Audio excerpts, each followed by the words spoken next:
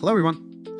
Let's take a look at the power consumption of this smart lock when it opens and closes the door, the radar, and the doorbell.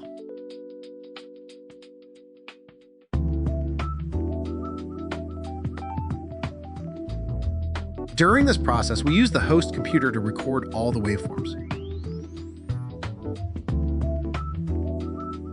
So take a look at maximum current when opening and closing the door reaches more than 6A.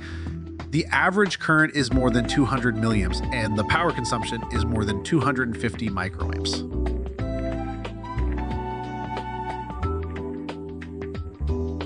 So we can look at the startup radar.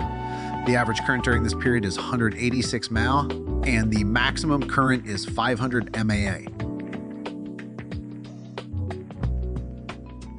At the same time, we hear 2 doorbell sounds. The time required is 2 seconds, and the average current is 54 mag.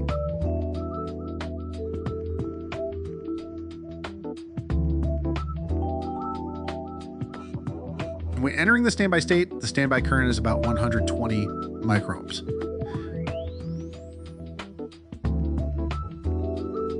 Thank you.